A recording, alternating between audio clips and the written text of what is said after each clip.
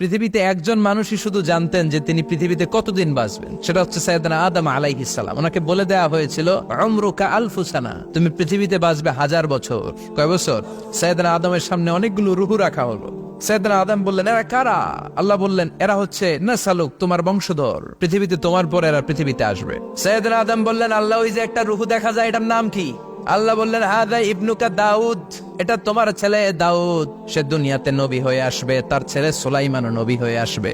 সাইয়েদনা আদম বললেন, মাবুদ, আমার ছেলে দাউদের কত বছর হায়াত আপনি দিয়েছেন? আল্লাহ বললেন, 40 সানা, মাত্র 40 বছর, 4 ইয়ার্স। 40 বছর তোমার ছেলেটা বাঁচবে। ও আল্লাহ, আমি বাঁচবো কয় বছর? তুমি বাঁচবে 1000 বছর। সুবহানাল্লাহ।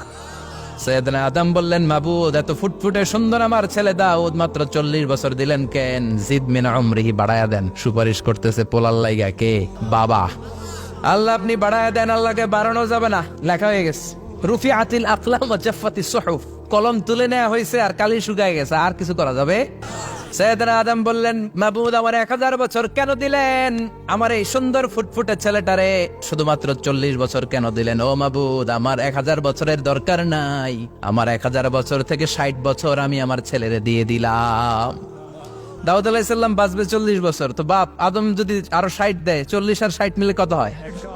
ভালো হিসাব বোঝে, হ্যাঁ, 100। আর আদম আলাইহিস সালাম পেয়েছিলেন 1000 বছর, 60 কমে গেলে রইল কত? 940 বছর পৃথিবীতে থাকার পরে মালাকুল মাউত চলে এসেছে, কারণ এটা on time. The death will come on time, it never late, কখনো দেরি হয় না।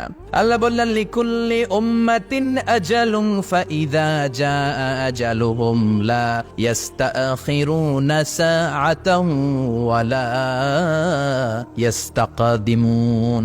মৃত্যুর একটা নির্ধারিত সময় আমি বেঁধে দিয়েছি, অন টাইম। অন টাইমেই চলে আসে, 1 সেকেন্ড আগেও আসবে না, 1 সেকেন্ড পরেও আসবে না। 940 বছর বয়সে মালাকুল মাউত এসে হাজির, এসে বলল, জিতু আন আকবাদা রূহাক, রূহ কবজ করতে আসছি। আদম আলাইহিস সালাম বললেন, রূহ কবজ করতে আসছো মানে? আমি বাঁচবো তো 1000 বছর। কয় বছর? মালাকুল মাউত বললেন, না না, ওই যে আগের কথা স্মরণ করেন, আপনি 60 বছর দিয়া দিছিলেন। কয় না, আমি দেই নাই, আমি আরো বাঁচুম, আরো 60 বছর পাওনা আছি, আমি দেই নাই। মালাকুল মাউত বললেন, আপনি দিয়েছেন? আদম বলে, দেই নাই। মালাকুল মাউত বলে, আল্লাহ ঘটনা দেখেন, দিয়া কয় দেই নাই। আল্লাহ কয়, থাক, কথা কইস না, আয়া পর। নাসিয়া আদম ফানাসিয়া বানু, ভুলে গেছেন উনি। আমরা ভুলে যাই, আমরা খেয়ে বলছি খাই নাই, নিছিলাম পকেটে, কয় নেই নাই। এরকম ডাকাইত আছে না নাই? নাসিয়া আদম ফানাসিয়া বানু, বিশ্বনবী বললেন, আদম ভুলেছে তো তার সন্তানরাও ভুলে যায়। জাহাদা আদম ফাজাহাদাত যুররিয়াতু, আদম অস্বীকার করেছে, তার সন্তানরাও অস্বীকার করে। সেদিন থেকে আল কিতাব ওয়া শুহুদ, মানে লিখে রাখার সিস্টেম আর সাক্ষীর সিস্টেম চালু হয়েছে। সুবহানাল্লাহ পড়েন। 940 বছর বয়সে মালাকুল মাউত এসে আদম আলাইহিস সালামের রূহ নিতে পারে নাই। উনি 1000 বছর যখন হয়েছে, সাইয়েদনা আদম আলাইহিস সালামের রূহ কবজ করেছে। যেই দিন পৃথিবীর প্রথম মানব, প্রথম নবীর রূহ মালাকুল মাউত দুনিয়া এসে কবজ করেছে, ওই দিনটাও ছিল জুমাবার। আল্লাহু আকবার। আবার বিশ্বনবী বললেন, লা তাকুমুস সাআ ইল্লা ফি ইয়াউমিল জুমআহ, ইযা যুলজিলাতিল আরদু জিলজালাহা ওয়া আখরাজাতিল আরদু আসকালাহা, ইযা রুজ্জাতিল আরদু রাজ্জান ওয়া বুসাতিল জিবালু বাসসা। কিয়ামতের দিন পৃথিবীটাকে একটা প্রকম্পন দিয়ে কাঁপিয়ে দিবে কে? মারাত্মক একটা ঝাঁকুনি দিবে আল্লাহ, পুরো পৃথিবীটা কেঁপে ভেঙে চুরে খান খান হয়ে যাবে। এই ঝাঁকুনি আর আর্থকোয়েক, ভূমিকম্প এর ঘটনাটা যেদিন ঘটবে, ওই দিনটাও হচ্ছে জুমার দিন। কারণ দিন নয়, ফিহি খালাকাল্লাহু আদম, এই জুমার দিনে আল্লাহ তাআলা সাইয়েদনা আদম আলাইহিস সালামকে তৈরি করেছে। বিশ্বনবী বলেন, লাম্মা খালাকাল্লাহু আদম ওয়া কানা তুলুহু 60 যিরাআন, আল্লাহ তাআলা যখন আদম আলাইহিস সালামকে তৈরি করলেন, 60 হাত লম্বা করে তৈরি করলেন। আর আমরাও যারা জান্নাতে ঢুকবো, আমাদের আকৃতি থাকবে 60 হাত লম্বা। আল্লাহ সাইয়েদনা আদমকে তৈরি করলেন এই জুমার দিনে। আবার সাইয়েদনা আদম আলাইহিস সালামকে পৃথিবীর বুকে তিনি পাঠিয়ে দিয়েছিলেন এই জুমার দিনে। সুবহানাল্লাহ। কুলনা হাবিতু মিনহা জামিআ, ও আদম, go down with your wife, তোমার স্ত্রী হাওয়াকে নিয়ে পৃথিবীতে নামো। সাইয়েদনা আদম আলাইহিস সালামকে আল্লাহ তাআলা পাঠিয়েছিলেন শ্রীলঙ্কার একটা পাহাড়ে, অ্যাডামস পিক। ওখানে ঐতিহাসিকভাবে প্রমাণিত, এটা হাদিসে নেই, কুতুবুত তারিখে এসেছে। শ্রীলঙ্কা একটা পাহাড় আছে, কলম্বো থেকে অনেক দূর। ওই পাহাড়ের চূড়ায় সাইয়েদনা আদম আলাইহিস সালামের ফুটপ্রিন্ট আছে। ফুটপ্রিন্ট মানে পায়ের ছাপ। সুবহানাল্লাহ পড়ো। এটারে বলে ফিঙ্গারপ্রিন্ট। এটারে কি বলে? পায়ের গুলারে একজনের আঙ্গুলের ছাপের সাথে একজনের আঙ্গুলের ছাপের মিল নাই। শুধু তাই না, আমার এই আঙ্গুলের সাথে এই আঙ্গুলের ছাপের কোনো মিল নাই।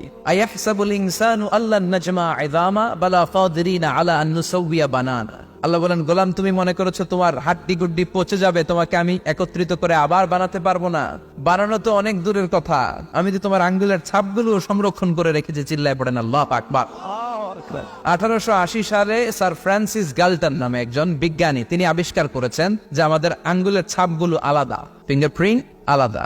এই 10টা আঙ্গুলের একটার সাথে আরেকটার কোনো মিল নাই। এই পৃথিবীতে যদি 600 কোটি মানুষ হয় তাহলে 6000 কোটি আঙ্গুল, একটা আঙ্গুলের সাথে আরেকটা আঙ্গুলের ছাপের মিল আছে?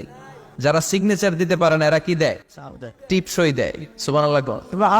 কি ম্যাজিক আল্লাহ আঙ্গুলে রেখে দিয়েছে, একটা আঙ্গুলের ছাপের সাথে আরেকটা আঙ্গুলের ছাপের মিল নাই। এখন এই বায়োমেট্রিক অথেন্টিকেশনের জন্য অনেক জায়গায় দিতে হয়। ইমিগ্রেশন পাস করবেন, গিভ ইউর ফিঙ্গারপ্রিন্ট। ভিসা করবেন, Schengen visa, European visa, provide your fingerprint first. Canadian এম্বাসিতে দিয়েছিলাম, সব আঙ্গুলের আলাদা আলাদা ফিঙ্গারপ্রিন্ট রেখেছে। এখন এটা অথেন্টিকেশনের জন্য সিকিউরিটি পারপাস খুব গুরুত্বপূর্ণ। কিন্তু 1500 বছর আগে, 1880 মানে কি 200 বছর তো না, 200 বছর আগে বিজ্ঞানীরা আবিষ্কার করলো। 1500 বছর আগে সূরাতুল কিয়ামার ভিতরে ফিঙ্গারপ্রিন্টের কথা বলেছে কে? আর পায়ের টারে বলে ফুটপ্রিন্ট। এটা প্রাণীদের ক্ষেত্রে প্রযোজ্য, কারণ প্রাণীদের আঙ্গুল নাই, আছে? ওদের আছে পা। বাঘের কয় পা? 4 পা। বাঘের হাত কয়টা?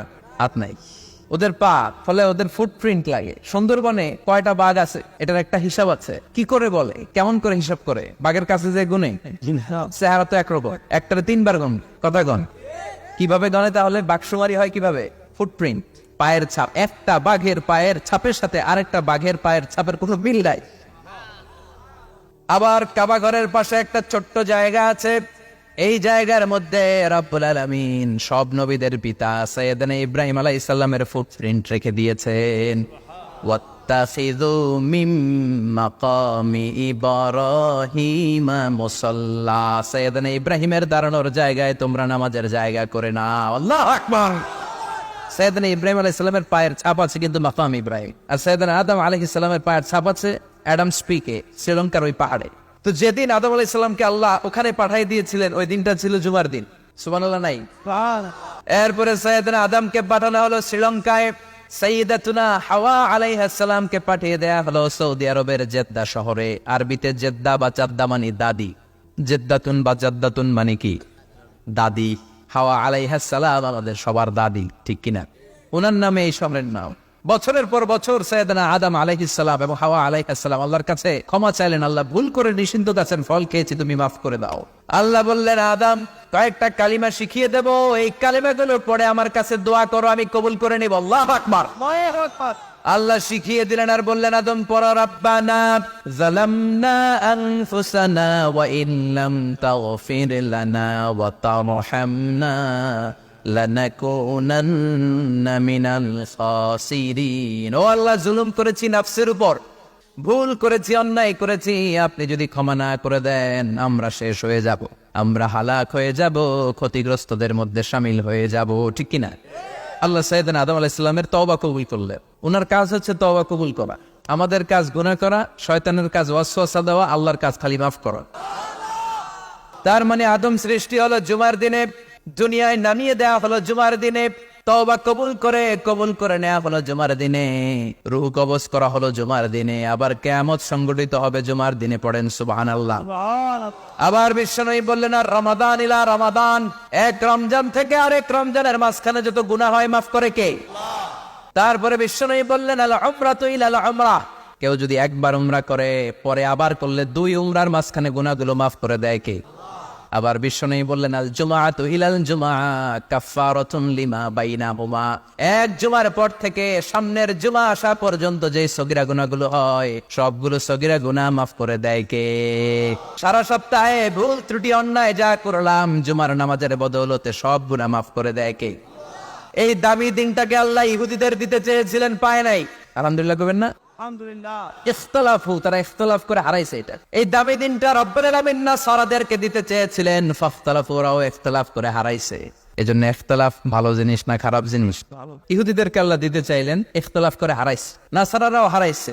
ফাজা আল্লাহু বিনা ফাহাদানা বিহাদা দ্বীন, রব্বুল আলামিন এই দিনটা আমাদেরকে দিলেন, আমরা ইখতিলাফ করি নাই, বিশ্বনবীর হাতে হাত রেখে ঐক্য করে ঘোষণা দিয়েছি জুমার দিন আমাদের সাপ্তাহিক দিন। সুবহানাল্লাহ। বিশ্বনবী বলেন ফাগাদান লিল ইয়াহুদ, সাপ্তাহিক আনন্দের দিন ইহুদিদের জন্য হচ্ছে শনিবার, ইয়াউমুস সাbt, ওয়া বা'দা গাদ লিন নাসারা, আর খ্রিস্টানদের জন্য হচ্ছে রবিবার, আর আমাদের জন্য হচ্ছে শুক্রবার। চিল্লায় পড়েন আল্লাহু আকবার।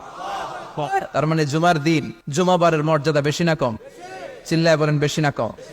জুমার দিন সকালবেলা ফজরের নামাজের পর থেকে ফেরেশতারা যতগুলো মসজিদে জুমা অনুষ্ঠিত হয় ওই মসজিদে ঢোকার প্রতিটা দরজার মধ্যে দাঁড়িয়ে থাকে। কারা কারা আগে আগে জুমার নামাজ পড়ার জন্য মসজিদে যায়, প্রত্যেকের নামগুলো একটা জান্নাতের রেজিস্ট্রি খাতার মধ্যে তুলে নেয়।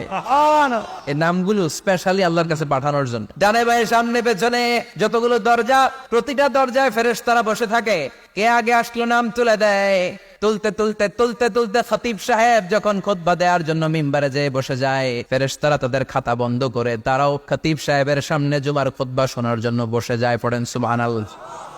প্রথম জুমার দিন জুমার মসজিদে যে ঢুকবে, বিশ্বনবী বললেন আল্লাহর রাস্তায় একটা উট কুরবানি দিলে যেই সওয়াব, এই সওয়াব আল্লাহ আমলনামায় দিয়ে দেয়।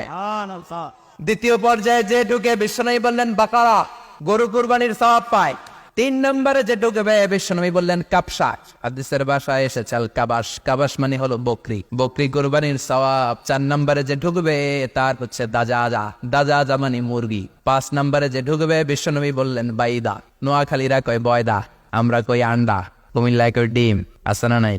এক দেশের কত ভাষা, এক দেশের গালি আরেক দেশের বলি। আমরা বলি ছেলে, কুষ্টিয়ায় বলে পুত্র, আরেক জায়গায় গেলে বলে হুত, আরেক জায়গায় গেলে বলে ফোয়া। আছে না নাই? এক এলাকায় বলে বেটা ছেলে, ছেলেদেরকে বেটা ছেলে, মরদ ফোয়া, মরদ ফোয়া হইতে না, মরদ ফোয়া হবে। আহা, কি ভাষার বৈশিষ্ট্য। তো যেটাতে আমরা বলি ডিম, কোথাও বলে আন্ডা, কোথাও বলে বয়দা। তো এই বয়দা আল্লাহর রাস্তায় দান করে দিলে যেই সওয়াব, পঞ্চম ব্যক্তি ওই সওয়াব পাবে। এই 5 জনের পরে আর লেখালেখি নাই, বাকিদেরটা নরমাল এন্ট্রি করে সব ফেরেশতারা খুতবা শোনার জন্য বসে যায়। সুবহানাল্লাহ। তো জুমার দিনে আগে আগে যাবেন তো?